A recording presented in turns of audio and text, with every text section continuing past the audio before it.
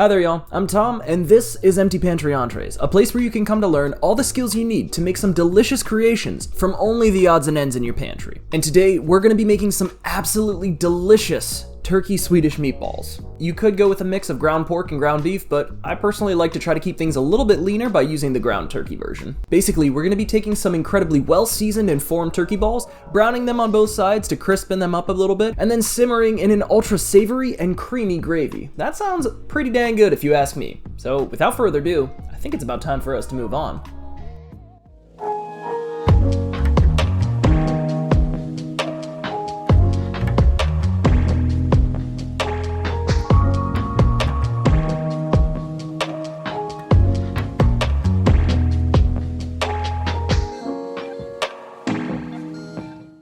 These Swedish meatballs are an awesome topper to just about any carbs, anything from some pillowy rice to savory buttered noodles. My personal choice here is mashed potatoes because I'm always looking for an excuse to make these spiced mashed taters. While we warm up our Dutch oven to a boil, we're going to start peeling away the skin from our taters. A couple of Yukon Golds freshly rinsed and towel dried. I also like to peel my taters over a towel to make retrieval for the trash can a little bit easier. Additionally, filming a half-full trash can while you're peeling potatoes does not make for the most appetizing footage for a recipe channel. Once you've peeled through all the skin, discard the scraps and then begin to cut down into smaller chunked potatoes. Alternatively, if you align these taters just right, you can wrestle out the size you need. Collect the potato wedges on the cutting board, then carefully slide them into the water. Watch out for the backsplashes of boiling water. These will boil away for about 7 to 10 minutes, or honestly, I don't know, just however long it takes to get them soft enough to pierce with a fork. Which gives us plenty of time for our meatball fillings and formings. Into a bowl goes 1 small white onion, very finely diced, and into a larger mixing bowl goes your 1 pound of ground turkey. Cracking on top then 2 eggs and... well, wait a minute. I think that's the cleanest break on an egg that I've ever had. It's like straight up out of an Easter egg. Nice. Top that then with 2 tablespoons of garlic mince, and I personally overshot the amount of milk here. It ended up a bit too wet in the end. Go with about 2 tablespoons of whole milk. Chopsticks here are an optional mixing utensil. I honestly think I just autopiloted to them, since mixing together ground meat really reminds me of making Chinese bouts of filling. To dry your wets, you'll add in 1/4 cup of Panko breadcrumbs, followed by half a teaspoon of salt, a full teaspoon of black pepper, and half a teaspoon of allspice. Then a full teaspoon of Worcestershire Sauce.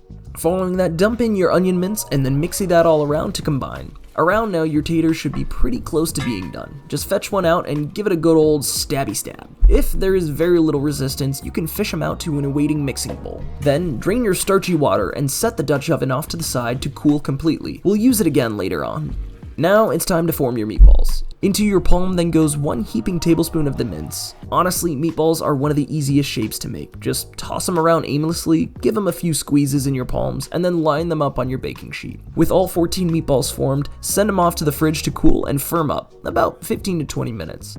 Plenty of time to clean up all the clutter, maybe wipe down the counter since we were working with raw meat, and then return back to the mashed potatoes. You can smash them by hand with a fork, but hey, a $10 investment into a potato smasher has been one of my best purchases. Very handy tool. To bring these taters to life, you're going to be adding in 2 tablespoons of sour cream, 3 tablespoons of whole milk, and 1 teaspoon of garlic powder, as well as half a teaspoon of salt and a whole teaspoon of cumin. And after that, you're adding in half a teaspoon of black pepper. And to be honest, I slightly overdid it on this one, learned from my mistake.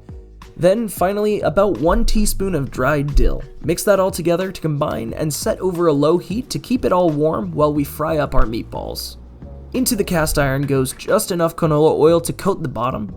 We're going for a shallow fry here today. Drop on in your meatballs one by one. Also, don't be a Dumbo like me trying to get them all to fit in one batch. While fidgeting around to get this last one in, I might have ended up slightly burning the ones in the center.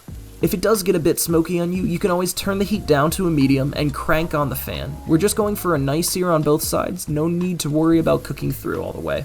With all of them then seared and pulled out to the side, you're going to toss in half a stick of butter, melting it down, and following it up with 2 cups of veggie broth. Then dollop in about 1 tablespoon of Dijon mustard, and getting your whisk in there to make sure everything is all mixed up, combined, and you can scratch off anything that's stuck to the bottom. Now you want to get your heat down to a medium-low as you add in your 1 cup of whipping cream. No aggressive bubbling from here on out. The gravy can only have a very gentle simmer. To thicken that gravy up as necessary, we'll combine a few pinches of flour with just enough water to come together as a paste. Plop that flour paste in and then season with half a teaspoon of black pepper, 1 teaspoon of dill, and mix to combine. Then reintroduce your meatballs to finish cooking as you gently let it simmer away. Turn the meatballs over as necessary and measure a few of them to make sure that each get to that 165 Fahrenheit internal. To plate it all up, scoop up a big old dollop of the mashed potatoes, smash down in the center to make a crater, then just get distracted and take a moment to breathe in just how fantastically savory these aromas smell. All that's left right now is transferring into the crater. About 3 of these meatballs is a pretty decent serving if you ask me. Then pour in a layer of that liquid gold gravy and finally give a quick pinch of dried parsley to really take things up to the next level in terms of presentation. And now for the taste test. These mashed potatoes are just incredible, that's all I can say. While some potato purists might disagree with the call for cumin and dill together,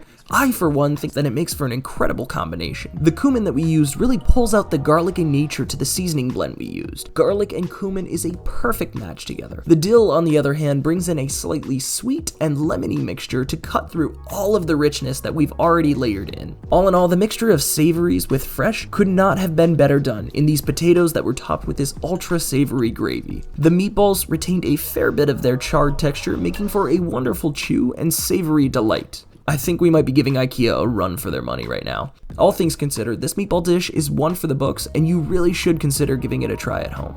And with that, we're at the end of another Empty Pantry episode. Thanks y'all so much for your support. Let me know what you want to see next. Thanks for watching, and I will see you all next time.